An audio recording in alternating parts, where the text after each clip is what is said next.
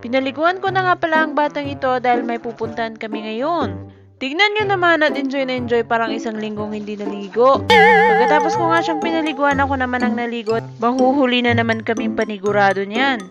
Pagkatapos ko ang nagpalit niyan ay nag-toothbrush na din ako at gamit ko itong Face You toothpaste with baking soda and peppermint flavor na yan. Pagkatapos ko namang nag-toothbrush ay inayusan ko naman tong aling maliit na to. Napakahirap niya ngayusan dahil napakalikot. Minsan nga naisip ko na sana bumalik na lang siya sa pagka-baby niya para ginakarga ko lang siya at hindi malikot. Pero ngayon tignan niyo naman kasi at sobrang likot, kung anong ginagawa ko dapat gagawin din niya. Get ready with me nga pala ito. Gamit ko itong Ice Toner ng Honest Glow. Nako, kahit tayo'y nanay na, dapat din natin alagaan yung sarili natin. May paminsan-minsan lang to. Sumunod nga ay itong kanilang serum. Ayan na nga at ubos na nga. Nako, paubos na nga at wala na naman akong pambili. Baka naman, Honest Glow. So, ayan na. Just blend, blend, blend. Nako, pagbigyan nyo na kasi pag-aalis lang naman ako, saka ako mag-aayos. Sumunod naman itong kanilang sunscreen. Napakaganda nga nitong kanilang unscented sunscreen dahil wala siyang white cast and then talagang napoprotect niya yung ating skin sa araw. At tignan nyo naman, sobrang nagsashine na siya. At super blendable pa niya. Pagkatapos ko namang mag-skincare, nagsapatos na din ako. At medyo napansin ko nga na medyo marumi yung aking sapatos.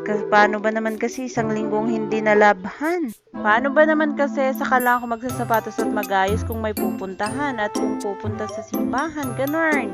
Sinama ko na ang punasan itong sapatos ng aling maliit na to gamit namin ng KS wipes. Ayan na at outfit check! For the go na tayo, be! O ano, nagmumukha na ba kaming tao? Napansin ko nga na hindi pala naayos yung buhok ng aling maliit kaya inayusan ko na naman muna.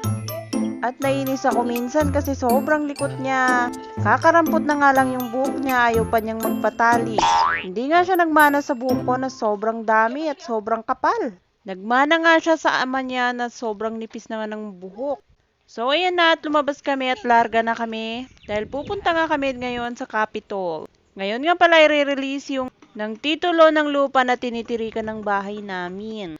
After how many years nga ay meron na siya at meron na ang saysayang paghihirap ko noon sa paglalakad sa kanya. Nakatulog nga ang batang maliit na to nung nasa jeep kami. Nag-commute nga lang pala kami dahil wala naman kaming service. Sana all may service at ayan na nga, nakuha na namin. Thank you, Lord! Nako, kung di nyo lang alam, naka 100 na balik ako dito sa ROD na to. Pero ngayon, sa wakas na at last ko nang pupunta dito. Dahil eto na nga't napasa kamay ko na siya. Yun lang for today's video. Bye!